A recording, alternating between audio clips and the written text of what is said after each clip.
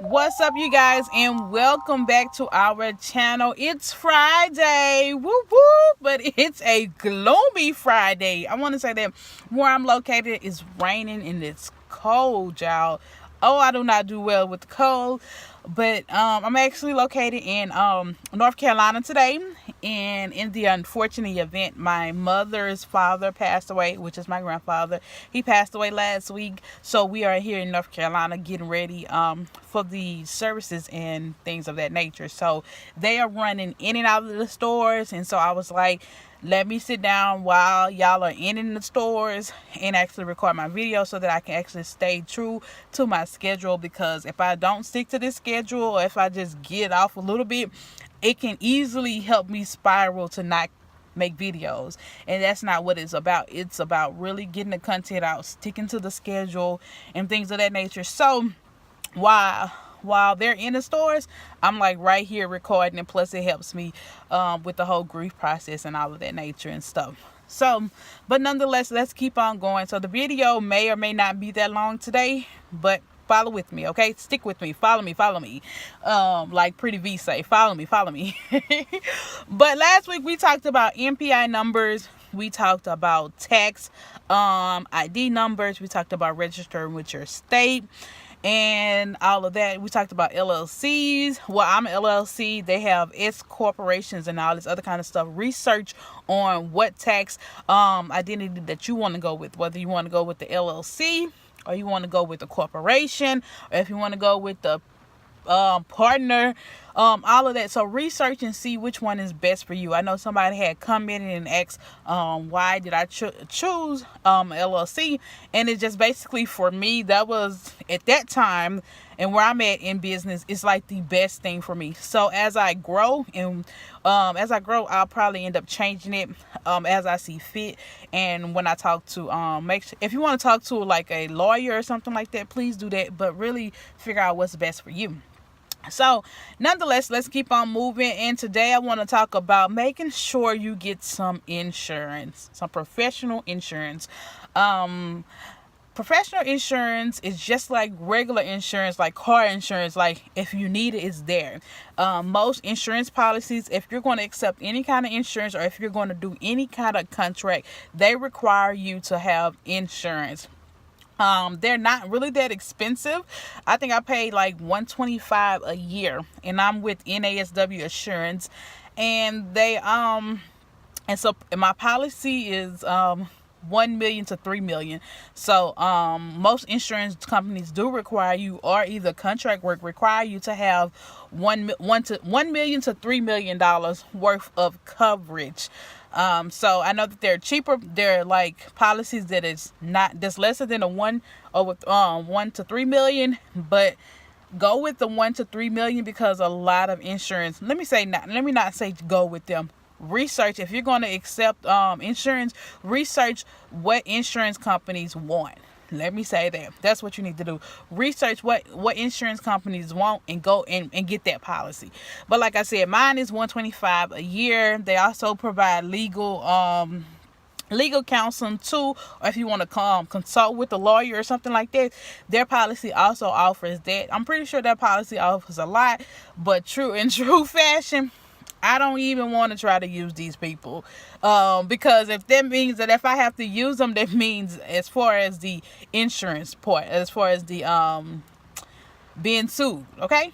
I don't want to have to use them at all. If I need to consult a lawyer, or if I'm going to court or something like that, and I need some advice, sure, I'll go do that. But as far as in being sued, no, your girl don't want that at all. So, but make sure you get some insurance, okay? So, you got your insurance, you got your MPI numbers, you got all the other kind of stuff. After that, you're going to be like, yes, it's time for me to go look for office space. No, do not go and look for office space, okay? I want you to, after you got all of that, start the credentialing process if you're going to accept insurances. Start that right away.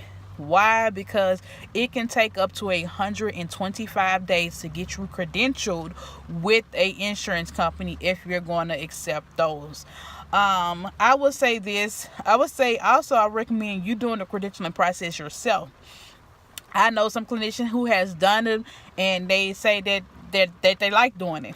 But I will say in the beginning, I will share with you my story. I did not do my own credentialing, and honestly, I feel like some of me feel like, oh, that's good, but a lot of myself feel like, because I'm like the controlling type of person, but the other half of me is like, no, I wish I would have did it. And I would share because simply because when you do the whole credentialing process and stuff like that, it's very tedious. I will say that. If you do not fill it out correctly, they'll send it back. Or if you're missing something, they'll send the whole thing back. So it's like a lot of back and forth. And it's just like, at the time I was working my full-time job, and I had like 3 jobs at the time. So I just could not do the credentialing myself. So I hired somebody. And not to talk down on her or anything like that, she was actually nice. Like, she responded back to my emails and everything of that nature. However, the issue where I come in with is that when she did my credentialing process, like, she accepted whatever they gave me. Like, she did not counter anything.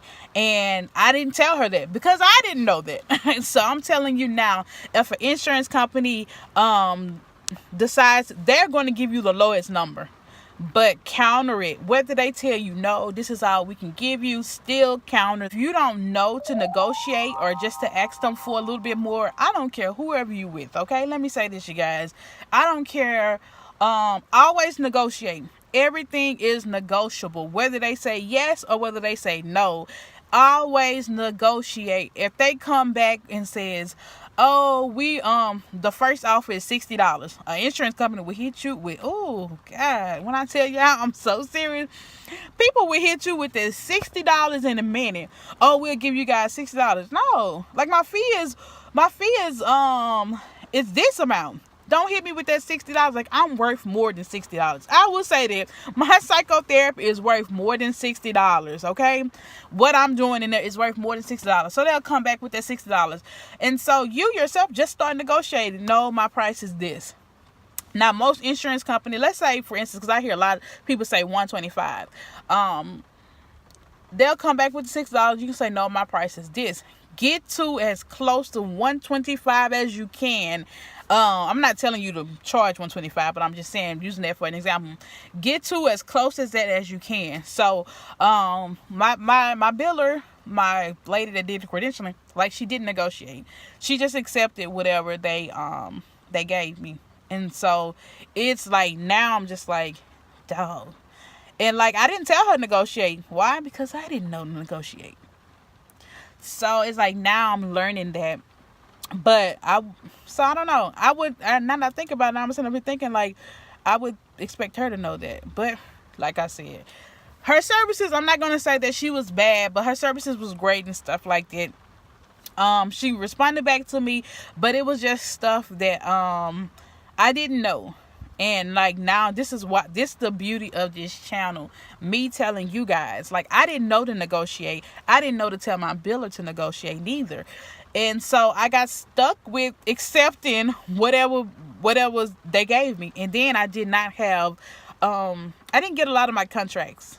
So when people be like, oh, go look at your contract and see how much you made. Well, I don't have the contract. Okay. Right. I know y'all are like, oh my God. So this is why I had to go back and like actually request from the insurance companies my contracts.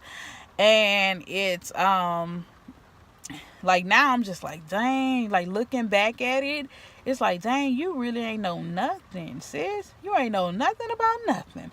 And I didn't. Like I said in one of my videos, like, I equate myself as let's use the analogy of a basketball player and a manager. Like, I was the talent, and my boss with my jobs, like, they handled everything else. So when I came into the whole private practice world, like, I had to be the talent and I had to be the manager to make sure that this whole operation ran. And I never did have that behind the looks experience of dealing with insurance companies, billing and stuff. I've had supervisory roles and, leading people, but did I have the knowledge of billing insurance and all of this on how how the money operation works. No, I was never privy to that information until I became in my own private practice. So now I'm having to learn all of this stuff, and I'm learning it and I'm paying for it. Okay. Right. My mom used this slogan as she says, "Boss sense is the best sense." And trust me, your girl has paid for it. A lot of stuff, okay? So that's why I wanted to make sure I created this channel so that you guys can learn from my mistakes that I paid for, and that we can all share our experiences. So comment below. So that's why I'm saying with the whole credentialing process, do it yourself. Learn from this. So yes, don't go get your credentialing underway. Get that done before you actually go and look for office space. I would say that because yet again, let me share my story with you guys so that y'all can learn from me. I had reached out to my credentialing lady, and so she was like, okay, it's only going to, because my job, my boss had credentialed me with a lot of insurance companies already. So it was only supposed to, because I was already in credential with them as well. I wouldn't have to go through the full process, right? So the whole full process can take up to 125 days. So that was our understanding. Even my boss told me that, and the lady that did the credentialing, she was like, "Oh, it's not going to take us that long." She was like, "Oh, you should be credentialed for your own agency within 30 to 45 days." I'm like, "Okay, girl, good." I'm out there. I go and get the whole office. And I had already had my office space because it was a reasonable price. So now I'm finna decorate. Ooh, I got all of this great stuff. Like I didn't spend a lot. Okay, I got all of this great stuff. I got these decorations, and I'm ready to go. I'm excited because the decorating part is the good part. I'm just gonna tell y'all the truth. The decorating part is the good part. So 30 to 45 days rolls around. I'm thinking it's time for me to accept insurance. Now I can start sending people because I'm credentialed. No ma'am, no sir. She came back and she told me the insurance company is requiring us to do it all over. You have to start all over. So that's going to take me a whole 125 days, right? She was like, we have to start the whole insurance process all over. Y'all, this was in October. I didn't had an open house. I didn't had everything. And you mean to tell me that the insurance company is telling me I have to start all over? Talk about depressing. Okay? Talk about depressing. This was in 2017. Okay? Talk about depressing. Talk about feeling straight hurt that now I have to start all back over. And so I went into a depression. Not even gonna lie. Like, I had my building, I had this furniture, I had this nice looking setup, you guys, and I could not accept insurance. And me not thinking, just go ahead and promote yourself anyway, it just like sadness took over. And so I went into a depression, and I didn't see anybody. I didn't see anybody for October, November, or December. Going into January, I really didn't see nobody. So I'm paying office space, paying rent. Thank goodness my rent was affordable enough that I can just still work my full-time job and pay for it. But it was, I'm not gonna lie, like I was just like, oh my God, like I was really depressed about it, instead of really just being like, go out there and go and get you some self-pay clients. But it was just so much going on around that time, and plus it was the holidays. So coming about February, I'm thinking. And so she's still working on the credentialing process. So slowly but surely, people start coming in saying that they, policies and stuff like that with different insurance companies. You can start accepting insurance companies and stuff like that. So I had to have a come to Jesus meeting with myself. And it was just like, sis, I'm telling you, this is what I was saying. I was saying, sis, either you're going to make this private practice work, or you just spent a hell of a lot of money on an expensive hobby. So what are you going to do? You're going to do this, you're going to make it work, you know what I'm saying? Or either you're going to, it's just an expensive ass hobby. So what I did, I started making it work. So that's what I'm saying. Like, start on these credentialing. Get your paperwork done. Don't go and get a building. Don't go out there and buy furniture like I did. Like I had a business. I had saved up for the business. Don't get me wrong. Like going into this business, I had saved up money already, and so that's how I was able to buy stuff. I was able to buy all my furniture. Like I had bought me a whole new laptop and everything. I had got me an Apple. I had got me a whole MacBook. You guys. I didn't. Well, I could have got a little cheaper laptop, but I was like, no, I want the best in my practice. And my practice did not still, for a whole 6 months, I didn't see anybody. So I finally started seeing people in about, I want to say, probably about between February and March is when I started seeing people, when I started trying to build up my clientele, because I had to have a come to Jesus meeting with myself and be like, you got to make this work. And so I did. And honestly, you guys, I would say my practice is not full. Well, it's full right now due to because I'm only able to work a certain amount of days. My practice is not really full because I really have not done any marketing. I would say that thankfully I am like one of the few African American clinicians in my area. So I'm able to actually get clients that way. But like I said, going into 2019 is when I'm finna go full blown private practice, making this work. That is my story for the day, you guys. Again, get you some professional insurance and then actually go ahead and start the credentialing process. Okay. If you are not accepting insurance after you get your professional liability and stuff, start researching office space. Next Friday, we're going to talk about office space and the importance of getting your office space and where the location for what clientele that you want to actually serve. So next week, y'all come back because we're going to talk about spaces and locations and all of that and the budget. Oh my God, let's talk about these business plans that need to roll out. So that's what's going to be next week. I look forward to coming back to you guys. Y'all have a great and wonderful weekend.